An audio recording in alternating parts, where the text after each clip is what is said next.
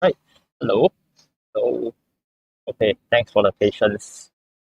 No, it's been 2 weeks since my last recap. Very busy these few days. I know it's anyway recess week, but it's definitely anything but recess. Yeah, hello Paul. Thanks for dropping by the screen. Alright, so today I'll be finishing off the recap of my KCF University Cup games.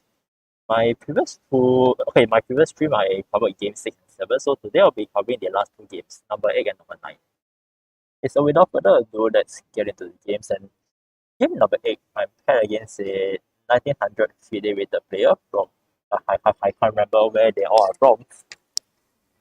Alright, so again, a bit of recap on the tournament format is 10 plus 5, play on dchess.org.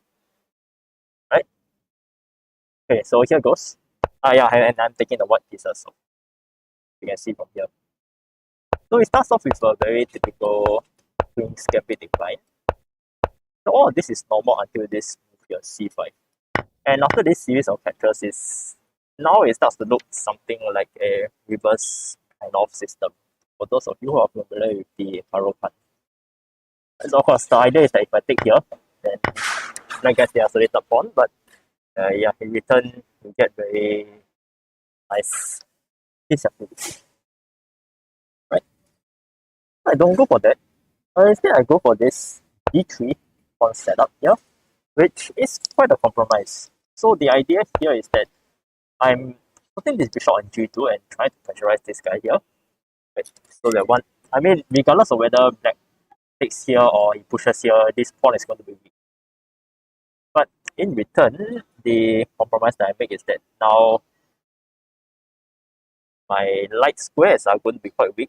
And so if this bishop ever gets traded away, yeah, I'm going to have a problem on my queen side, especially with this guy. Right? And also, you notice that now this bishop doesn't really have much retreat routes. So my options are limited. Some way or another, I think this dark square bishop is going to go eventually. Okay, let's continue. He takes, knight takes, so get into the isolated pawn position. Usually this kind of positions, while the side playing against the isolated pawn, you try to blockade it, try to pressure on it. The side playing with the pawn, going to go for things like this, the open files, the piece activity created by the open diagonals. Yeah, so this kind of games can be quite interesting. Let's see what happens. Bishop e6. I think Stockfish doesn't like this move. I can see why. Because here does like basically defending. You really want to be more active, but I don't know. It looks a very human move. I mean, that's something that I'll play as well. Castle h6. I have to take here. And here I'm not so scared of the bishop there because sooner or later you have to trade it off, and if you don't, I think this bishop pair is actually quite good because the position isn't exactly that offensive. Rook to c1, right? If everything is very standard so far, and rook to c8. Right, so here, I missed a very nice tactics pointed out by Stockfish. I can take here, knight take e6. I mean, at first glance, it looks weird, like you're just unisolating that pawn, right? But here's the thing. First of all, you have this, and this is weak. Right? You trade one pawn weakness for another. And secondly, this is what happens when when black chose to play this move here, he actually gave gave white this very nice tactic. So after knight takes e6, for example, and takes e6, bishop h3, you notice that if this pawn able to advance, which would be possible to get rid of the weakness, then actually this rook is under fire. So it's effectively it's pinned. And if you look closer, you realize that really there's no way to stop this. Right? I mean, here's the thing. You need to find a way to defend this, right? But if you want to defend that, yeah, you can't really prevent this from happening. So let's say, for example, queen to e8. I takes d5, he takes d5, see? And after this, we capture a check, we get rid of this pawn center. And I think in this position, white is rook and 2 pawns against 2 minor pieces, which I think should be quite comfortable for him. Yeah, so this was missed. I didn't play that. Instead, I played rook e1. I mean, here I was anticipating that eventually black is going to trade here, right? And I'm not going to be too worried about getting my own isolated pawn as long as I get my rooks onto the open pawn quickly. But what I didn't realize is, I think rook e1 was a mistake here because it allows rook to, after this exchange, it allows rook to c4. And now I cannot play b3 because this is under attack. So actually, basically black gets in a tempo first to attack me. I think instead of rook e1 here, if knight e6 definitely was a move to consider. I mean, the other one would be b3, right? And neither is after knight 64, 64. And now obviously I have no rook c4, so I think queen b6 will be a move here. Right? I mean, the idea is that you're going to get both these pawns are going to get traded off. So let's say, for example, takes, and queen to f3. That would be the move. And I mean, opposite colored bishops, that's one. But I think white, I would say that white stands slightly better here simply because the positioning of the pieces are slightly better. But practically, it would be quite joyish for both sides. Especially if these rooks they all get traded off. Yeah, I can't really see a way for either side to make progress. Yeah, anyway, b3 not played. So, like I said, rook e1 was played. Try to anticipate the open file. But after this, this is what I did not anticipate. So, over here, I think knight e2 is virtually forced. And here, I'm very surprised that he plays rook takes c1. I mean, I'm fully expecting something like queen to c7. Right? I mean, very natural, just doubling up here. Right? And actually here, white is in a lot of trouble because, let's say for example, after b3, right? You're going to have something like this. And I won't take. Right? Yeah, I'll just play rook to c8. And if I go away, I'm going to get in. And basically, whatever I do, black is going to win the fight for the open file. Let's say, for example, instead of b3, let's say I go take c4, then queen takes c. I mean, either way, pawn takes c4, I think is okay as well. Maybe not so because I open up this file. But queen takes c4, again, I have the same problem. d8, so on. Yeah, maybe I counterplay against this, but I don't know. My gut feeling says that black are in this position. Anyway, let's go back. So rook c1 played instead. Okay, I'm happy. So if you're gonna give me control of the open file, so be it. Right? And now queen to b6, which I felt really should have been played many moves ago. Better late than never. But in any case, now I can defend quite easily. B2, Rook c8. Now b3, of course, to stop rook c4 again. And in the next few moves, you're basically just maneuvering around, trying to find a route into the position, because now, even though I have control of this file, there isn't really a good way for me to find my way in. Simply because these two bishops, even though they are on the defense, they do play quite a good role in defending this open file. Right? So I need to look for something else. Try and create some other weaknesses in this position, other than just targeting this. Right? Yeah. Yeah, by the way, no. Yeah, knight f4 is left to move. No, this pawn is not free. Just f5. Right. Rook a3. Here's one that play here. He's trying to gain more tempo. And now queen to d6.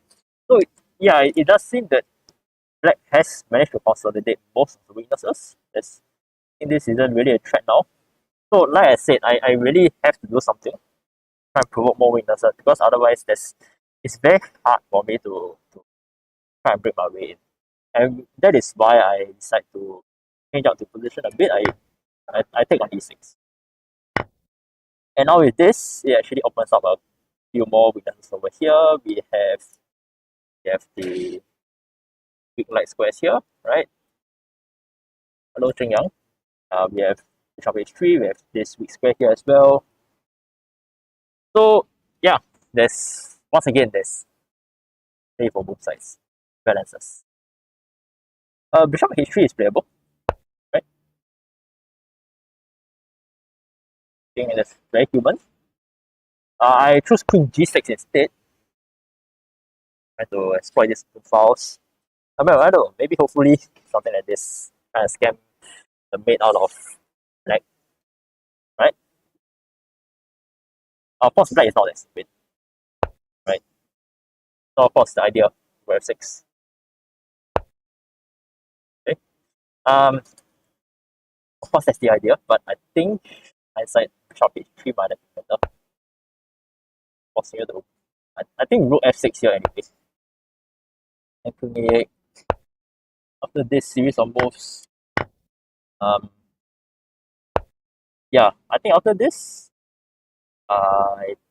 yeah, even though it's opposite colored bishops, but again, I still prefer white, because I do have a slight edge. I can come in anytime. I can come in defend. Yeah, and then basically the rook is slightly more active, the bishop is slightly more active, and I should be fine here. Yeah, but anyway, bishop h3 not played, bishop f1 played, and then cheapo from d3, right? Obviously, black is not gonna let that happen, right? And yeah, I mean, I have to take. I cannot run because of this is threatened. So this happens, and see now the key difference here is that I need to spend one more tempo getting the bishop here to h3, and now this yeah, I can't really invade this for now. So bishop h3, so I can't really go in, and I need to spend extra tempo to come in. Yeah. Oh, hello, no party sage. So do I do that now? Yeah, I'll see whether I have the time to do it. You can send over the game, and let's take a look. But I'm analyzing 2 games today, so they have to be done afterwards. This is the first game. Yeah. You can send it over. Just post it in the chat. No worries. Let's continue. Bishop h3. Right. What was I doing here again? d2. Oh yes, I was trying to go on here. But I think after this, it does feel that black have mostly consolidated their position. Right? I mean, I go here, there isn't really much pressure to be had. Yeah. So I think the rest of this as in the next few moves is mostly both sides just trying to probe at each other's weaknesses. I mean, I already know very sure that there's no way I'm going to get in any of these places. I mean, maybe this, but I don't think that's going to work. Yeah. So basically here, yeah, I'm just trying to activate my king, trying to find weaknesses. Black is also trying to find weaknesses because you know there's always this pawn here that's going to be under attack, and I need to be careful of this tactic. This e6 e5 move here because I can't recapture because of it, right? Um, I take all this and it's going to be a bit problematic for me. Anyway, 3h5. Now I should take because otherwise he's going to play this, right? Oh dear, I think that's the back. Okay, good. There's some noise going on in the background, but it's not being picked up on my mic. Okay, good. Yeah, so like I was saying, yeah, I have to take now because otherwise, uh, something like this happens. And again, it's troublesome. So this is what black is planning.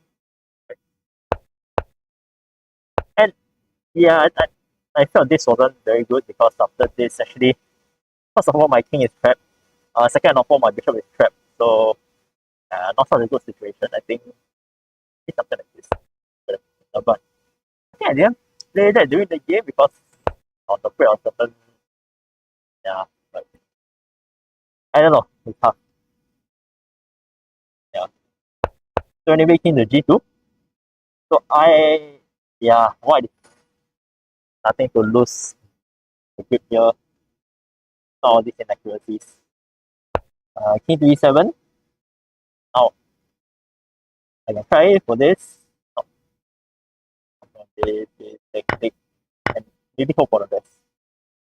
But then there's always the danger of this, and I need to be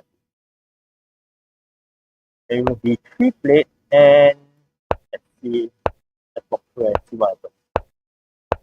Right, yes, I remember this now. E5. Uh, E5, and I think here I started to panic. Yeah, by the way, if you notice the time, right, I think I'm down to my last 10 seconds. So by the time E5 was played, I was like, oh my god, if I take, then this is going to be open, and then it's going to be checked, and then I'm going to get windmill. And I panic and I play bishop to C8. Yeah, I completely forget that this would be checked, and so there's no time to do this.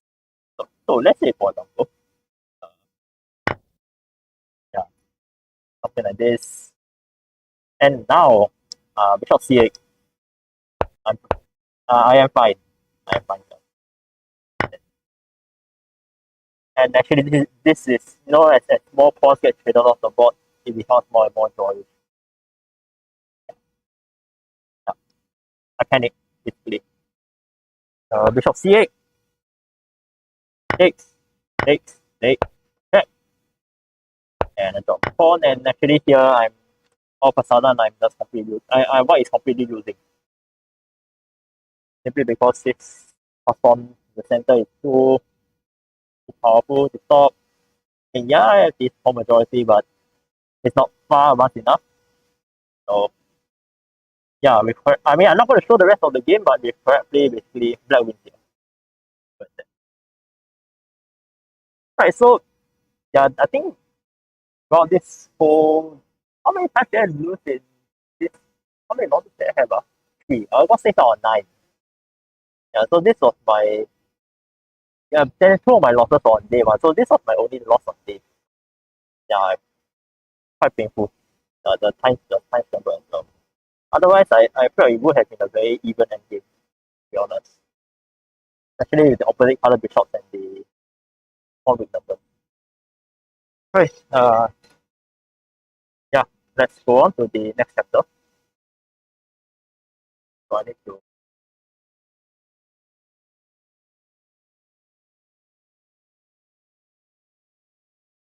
okay, let's into title game number 9.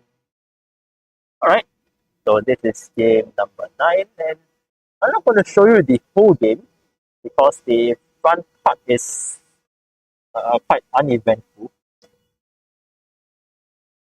But I'm going to start off from this position over here where basically the fun begins. Give me a moment.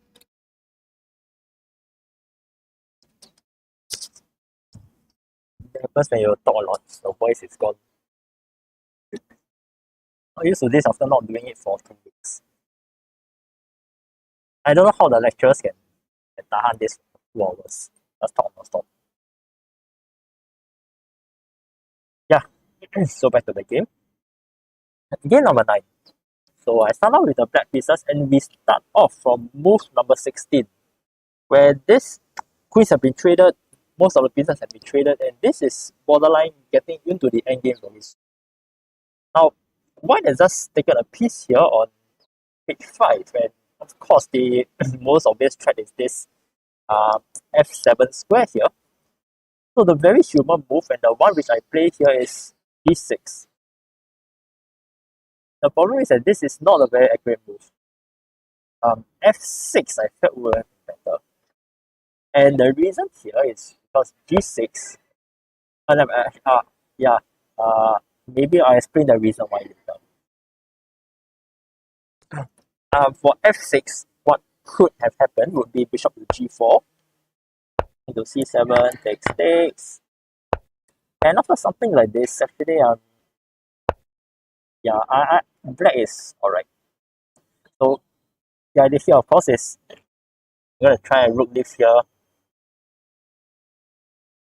so on. So I think over here,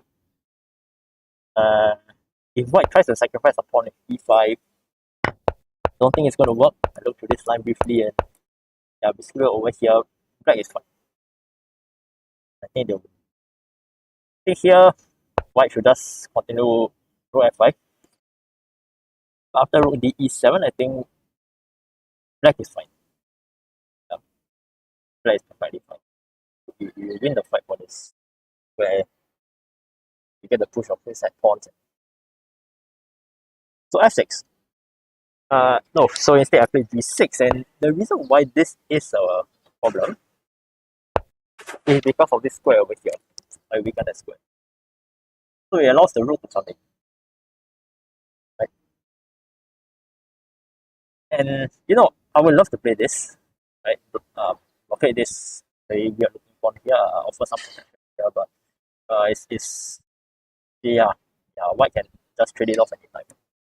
So fence, and after this, you see now white is able to make progress in the position. After trading off one pair of rooks, it's going to be very hard to dislodge this. Yeah. I need to spend several tempo for this. Okay, so white goes e5 here. Right, very understandable move. I'm going to put the rook here for as long as you want, but this has a compromise. Is that it allows black the counterplay with, because you give up this square over here. And that is exactly what I do. Put the rook on d5, king e4, I think that is forced.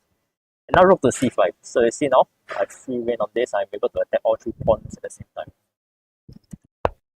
Rook to f2, king to e6. So now the rook, sorry, my mouse. So you see now the rook abandons its post, and now it's able to step forward. Rook f6, king a7. Right? And here so because this is a team tournament, and the rules of the tournament actually allows us to have not only a lead chess open, but we also have one tab open to the side where we can look at the team standings and the live scores. Right? So I think at this point of the game, I went to look at the live team standings, and I saw that actually my team had already won. It was in the my 4v4, and my other teammates, we already had 2 wins and 1 draw, and mine was the last game going. So actually, regardless of whether I win, draw, or lose this game, it doesn't matter because we already got the match point. Yeah. And so when I saw that, I was like, okay, fine. Uh, I'm happy with a draw. No, because yeah, I think if I don't do this, probably white was already better. But it does seem that white really wanted to win here because he rejected the draw offer with rook f6. I think if they were played, it would be a 3-4. He goes for king takes d4. And now suddenly black is really back in the game because now I have this open file to claim for myself. Now I can try to fight white over here. Just try to go in, hammer all these weak pawns. Right? Yeah. So I'm happy.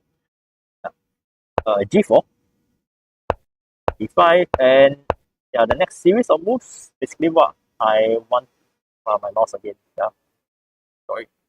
Yeah, where was I? Yeah, I was here. So yeah, the next series of moves here, I think with H5. Yeah, I mean quite understandable. You're just trying to lock in the king, force him back.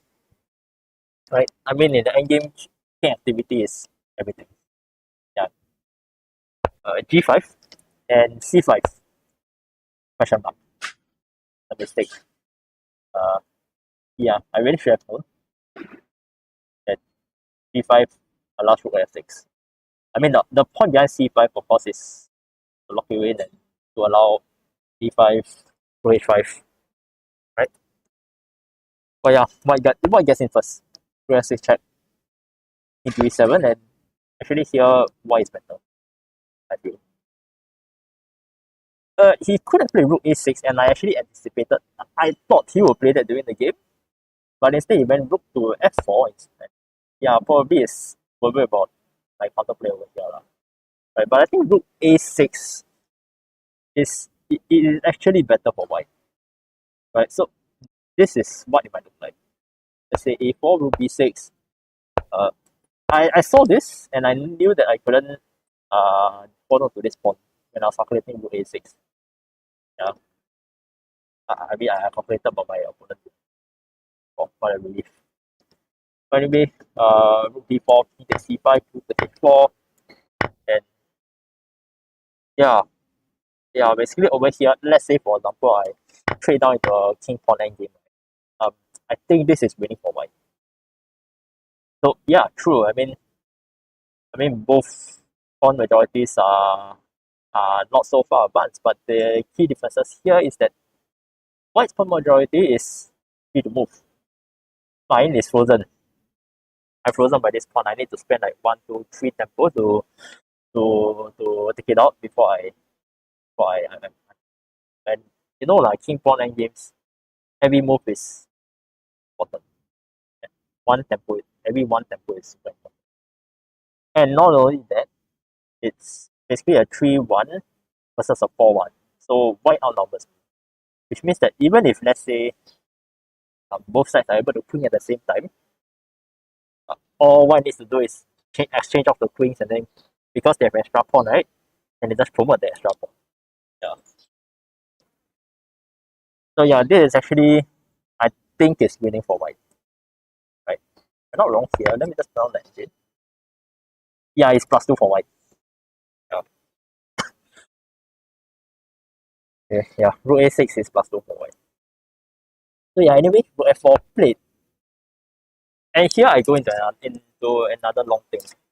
So here I have two very simple choices. First is to defend my earlier mistake with D6. And second is to go for this very interesting endgame with F5. So here's the thing. Rook D6. Of course, you solve this. But now white's white's plan is actually quite simple. What white wants to do is that you're just going to move this king back, and you're going to advance this pawn majority and create a fast pawn. On the other hand, what can black do? Yes, I have a pawn majority, but remember what I said just now about the majority being frozen? And that's exactly what happens here. I'm not able to advance this pawn majority very easily. Right? So, my feeling here is that I think, again, white will be the one that's playing for the win. I'm the one that's trying to play for a draw here. So this would either be a loss for me or a draw at very best. Right. So that's rook d6 for you. On the other hand, the other alternative is rook f5. Right. And that's actually the move I played in the game. I took about, let's see, f5. Yeah, I took about 40 seconds to consider this. And the idea here is that after g takes f5, black is actually losing if white plays properly. I'll explain to you later why. Black is actually losing here. But the fact that this pawn is a pass pawn actually gives me some practical chances. Like if it's easier for white to screw up in this position as compared to, let's say, this position over here. So that is why I went for this. And yeah, so basically one option leads to a draw or a loss. And the other option is I may lose, I may win. How will you try? Right? Try for one that gives you better chances.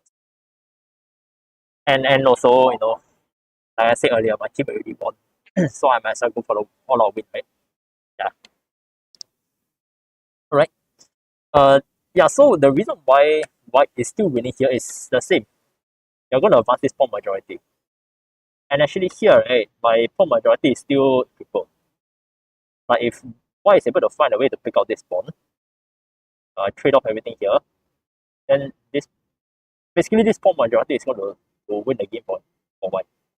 And I mean, possibly, I think what white plan has to be here is that you're going to use this pawn majority, you're going to create a pass pawn here, you're going to distract my king over to the queen side, while white's king walks over to the king side and then picks up all these weak pawns over here. Right? Let's see what happens. d4, king d6. I think c takes, yeah, c takes, oh, sorry. Yeah, but I think my mouse is picking up quite recently. So if I trade pawns over here, basically I let white's king come in, which I don't really want. Right, so king d6 instead. Activating my king. Very simple. D takes, yeah, I thought that wasn't very good. I think king d3 here. Again, the idea is this. So king d3, then later on you play this. Right? I mean, if I take care, then of course white is very happy. Right? So yeah. D takes c5, king takes c5. Now my king is in a better position. Now at least I have the opposition. Right? I can still try and hope for something. So king d3, king d5, c3, f4. And so that's the whole point. Black's Black's only hope is to try and use this pass to try and distract white. So that this king has at least some chances of getting in. And I mean, no matter how unrealistic it might be, at least black still has a chance to try and kill this off. Right? So here, yeah, I should talk about the time situation again. My opponent has 5 minutes. As usual, I'm low on time, 3 minutes. But here, white went for a very weird line. They went for a4. Yeah, probably they were hoping for something like, I mean, optically this looks very bad because like there's no way I'm going to advance this and I need to advance. And they're probably hoping for something like this. So if that happens, then this pawn is going to run as well. But yeah, later on I'll show you why this really was not good. This a4 idea. D3 would have been more sensible. The idea here is again a4, but this time a4 takes, then this pass pawn is going to take. Right? But anyway, a4, and I take, because I realized one thing. White looks like they're going to win, because my pawns here are crippled. But here's the key. I still have this pawn here as reserve. And again, this is the whole reason why I went for the rook f5 line. Because I know that this is really my only hope of trying to save or even win the game. So f3. Now you'll notice that white really cannot hold on to this pawn without letting this pawn promote. So he has to give it up. And see what happens after this. Now my king comes in. I mean, I pick this up, and my pawn is further advanced. What can I do here? Can white do? Push right. I take it. Right? So this happens, and actually I'm winning. You can count the number of squares I'm going to promote first. And yep, the rest is history. E6 and white resigns here. Oof. Okay. Honestly, I think I was quite lucky in this pawn game. This a pawn move. I think white here really pushed too hard for the win. Right? With a4. But again, I want to bring you all back to this position here with rook f5. So, to be honest, this was a very tough decision to make. Because, yeah, during the game, I did feel that the rook f5 might be questionable, but at least I still have a chance here. Yeah. I remember after the game, right, I told the NUS commentators that I felt actually rook f5 was a mistake, and this was a losing endgame. But now actually I look back, right, there really aren't any better alternatives like rook d6. Yeah, rook d6 is just quite passive, and honestly rook f5 would have led to best practical chances for, even though it is technically losing for black over here. Yep. Alright, okay, shout out to No Party Sage. Are you still looking at the stream? Because if you are, you may send over the PGN of the game. One. I do have a little bit of time now. If you want me to take a look. Because if not, right, then I would want to wrap up this stream, and especially this series of recap on the KCF Cup. So yeah, let's go back to. No, sorry, not here. This. Yep. Yeah. Let's run off. I got 6 out of 9. 9 rounds in total, 6 wins. Yeah, quite satisfactory. But this will be my last tournament. Whether it, this will be my last official tournament in a long while. Whether is it over the board or online. I mean, because of school, I think the next time I'll be playing again would be it will be after the exams, which May June period. So I won't be having much recaps. I'll look for other stuff to do for sure. Other topics to cover in my stream. Yeah, but anyway, I do want to thank a lot of people, especially the KCF organizing team, Asia's Leong, his colleagues, everybody for pulling this off. I mean, it's logistically it's not easy. I think there were a lot of participants in this event, and getting everyone to register on Lichess, authenticate everybody it's not easy. Of course, thanks to my teammates as well, Machina, Shasho, Giant. You put out a really good fight throughout this entire tournament. Also, thanks to Andrew, NS captain, the NS commentators as well, Kelvin, Sinjan, I think a few others who really provided very entertaining coverage. Yeah, by the way, I will link the YouTube video of their live commentary into my YouTube description. So go and check them out. And yeah, basically the rest of NUS chess, those who has participated in this tournament, I think you all did really well. And yeah, it was a very good tournament. I definitely enjoyed myself. I'm looking forward to playing more during the summer vacation.